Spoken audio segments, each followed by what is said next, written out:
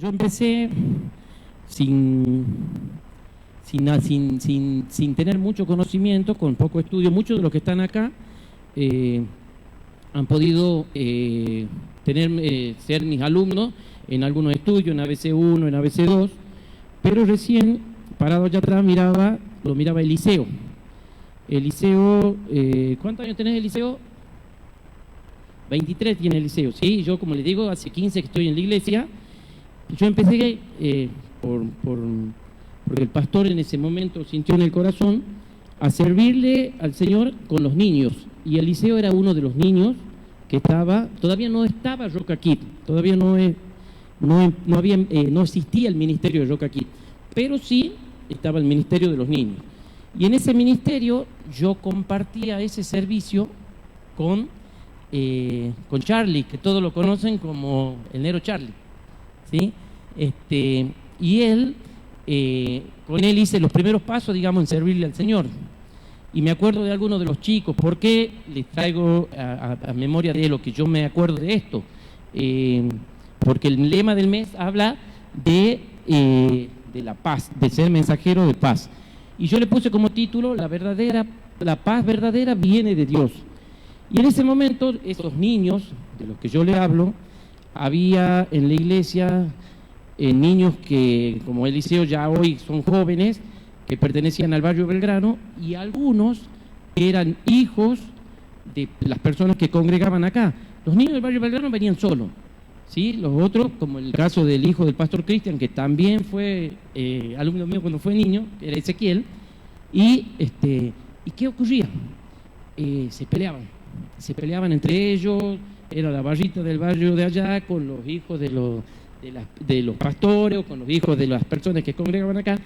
Y me tocaba hacer una salida, por ahí capaz que Eliseo se acuerda, me tocaba hacer una salida con estos niños.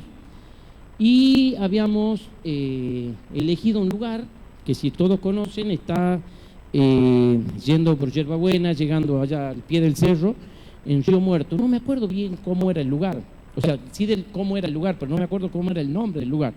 Me acuerdo que lo llevamos a todos en colectivo, eran como más de 40 niños, y a mí me había tocado organizar una búsqueda del tesoro. Y contarle un cuento a esos niños. Y en esa búsqueda del tesoro, toda guiada por medio de versículos bíblicos, me acuerdo, era todo un desafío para mí, porque yo tenía poco conocimiento, y yo por ahí le pedía un poco de ayuda a mi esposa con respecto a eso, y a algunos de los líderes que yo conocía acá. Pero en lo que tenía que contar yo de ese cuento, sí me acuerdo que tenía que prepararlo solo. Y hoy le voy a contar un poquito de ese cuento. ¿Y por qué me atrevo? Porque me acordaba de Raúl de la semana pasada, que contó también una anécdota con respecto a la mochila de naranja. Entonces digo, bueno, yo le voy a compartir al Señor lo que yo en ese momento tuve que enseñarle a los niños por medio de esto. Y era de un rey, ¿sí?, que había organizado un concurso. Este rey había organizado un concurso en su pueblo, y ese concurso consistía en que todas las personas que iban a competir, digamos, en ese concurso, tenían que pintar, tenían que hacer un dibujo, ¿sí?, y representar para ellos lo que significaba la paz. Raro, ¿no? Sí. Pero bueno, se presentaron muchas personas en ese concurso a representar, a dibujar lo que para ellos significaba la paz. Y en todos esos que se presentan, el rey elige 2 dibujos nada más, ¿sí? Uno de esos dibujos, lo que a mí me llamaba la atención de la narración, era un paisaje donde había un lago con agua clara, unas montañas llenas de árboles, un cielo azul, unas nubes como algodón, todo apacible, todo un paisaje tremendamente apacible, que en realidad para todos, pues, si nos imaginamos ese cuadro, eso podría representar la paz, ¿sí? Pero el otro cuadro, el otro dibujo que elige el rey era distinto. Todo era una tremenda tormenta desatada en ese dibujo, ¿sí?, con un fondo de montañas contraria a las otras, unas montañas llenas de rocas, ¿sí?, donde no había vegetación y donde destellaban los rayos, uno se imaginaba truenos, o sea, todo una imagen distinta a lo que era el primer cuadro. Y que se veía en esa imagen un solo arbolito, allá a lo lejos, atrás de esas montañas, un solo arbolito. Y en ese arbolito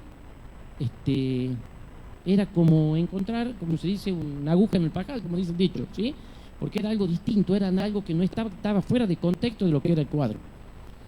Entonces todo el mundo imaginaba, decía, no, el rey cuando tenga que elegir una imagen ganadora de eso, del concurso, va a elegir el primer cuadro, porque es donde se mostraba realmente todo lo apacible. Pero no, el rey lo observa el cuadro, lo observa los dos cuadros, y en el segundo cuadro llega a ver en ese árbol un nido. En ese árbol hay un nido con un pajarito adentro de ese nido.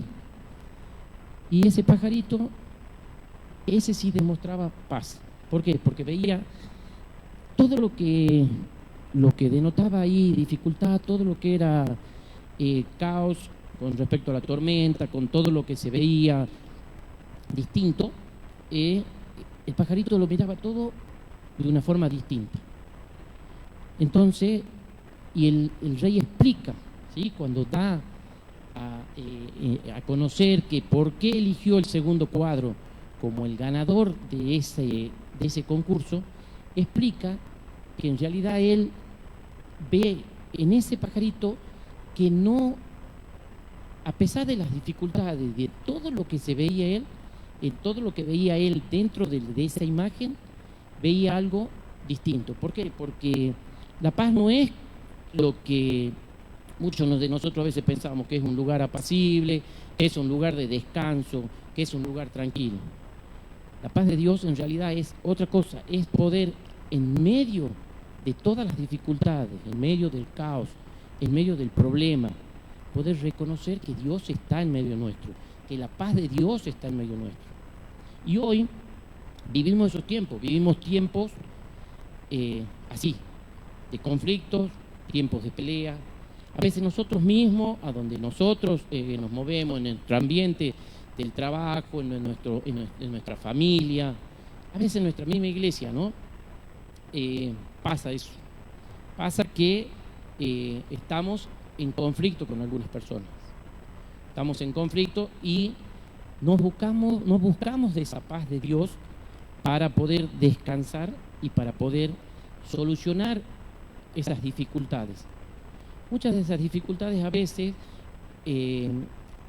hace poco con el pastor compartíamos que a veces nosotros recurrimos a personas, ¿sí?, que no son las adecuadas con las que tenemos que hablar, con las cuales tenemos que solucionar nuestros conflictos, con las cuales tenemos que solucionar nuestras situaciones, ¿sí? Pero son pequeñas, como dice la palabra, son pequeñas zorras que empiezan a carcomer nuestra mente, ¿sí?, y de esos pequeños problemas hacemos grandes problemas. Y después llegamos a pedirle al pastor consejería para poder solucionar una diferencia con un hermano, para poder solucionar un problema que hubo dentro de la iglesia. Y eso no es lo que quiere Dios, ¿sí? Dios quiere que, a pesar de todas esas situaciones, de todos esos conflictos, podamos descansar en Él, ¿sí? Y con respecto a la paz de Dios, hay muchas promesas en la Biblia, muchas promesas que Dios nos da para poder entender lo que es la paz de Dios, ¿sí?, cuál es la verdadera paz de Dios. Y primero quería contarles qué es en realidad como definición la paz. Dice que paz es armonía, es amistad, es entendimiento, es conciliación, es serenidad y es acuerdo, que es lo que muchas veces nos cuesta llegar a eso, a un acuerdo. Y que es lo contrario a la paz, es el conflicto, el enfrentamiento, el enojo, ¿sí? Y es más, podemos ver en Gálatas 5:22 que uno de los frutos del Espíritu Santo es la paz, ¿sí? O sea que tendríamos que tener en cuenta cuando, en medio de los conflictos, en medio de las situaciones, buscar de esa paz de Dios. Como les decía, hay promesas en la Biblia, ¿sí?, que nos da el Señor. Vamos al Salmo 29:11, que nos dice: el Señor da fuerza a su pueblo, ¿sí?, y lo bendice con paz. Después en Isaías 26:3 dice: tú guardarás en perfecta paz a todos los que confían en ti, a todos los que concentran en ti tus pensamientos. Entonces, ¿en quién tenemos que concentrar el pensamiento? En el Señor, para poder obtener esa paz. Después en 2 de Corintios 13:11 dice: crezcan hasta alcanzar la madurez, anímense unos a otros, vivan en paz y armonía. Entonces, el Dios de amor y paz estará siempre con ustedes. Y otra promesa, en Ezequiel 37:26, acá es algo que el Señor nos habla para nosotros, es un acuerdo que Él tiene con nosotros y nos dice: haré con ellos un pacto de paz. No un pacto de paz que va a ser por un ratito, sino que dice que va a ser un pacto eterno, que va a durar para siempre. ¿Sí? Y antes de entrar en una palabra que les quería compartir, quería leer de Deuteronomio 29:29, que dice: el Señor nuestro Dios tiene secretos que nadie conoce. No se nos pedirá cuenta de ellos. Sin embargo, nosotros y nuestros hijos somos responsables por siempre de todo lo que se nos revela, a fin de que obedezcamos todas las condiciones de esta instrucción. O sea, aquí es para empezar con lo que dice en Efesios 4:7. Esto, lo de Deuteronomio 29:29, es para poder entender un poco por qué a veces no entendemos las cosas de Dios. Y dice Filipenses 4:7, el apóstol Pablo dice: así experimentarán la paz de Dios, que supera todo lo que podemos entender. La paz de Dios cuidará su corazón y su mente mientras vivan en Cristo Jesús. Hay muchas cosas que no podemos entender a veces del Señor, ¿sí? Pero hay una diferencia entre nosotros y Dios. Nosotros somos personas finitas, personas limitadas en nuestro conocimiento, limitadas en nuestro entendimiento, ¿sí?, hasta limitado en nuestro tiempo, en lo que vamos a estar en la tierra, ¿sí? Y Dios es infinito.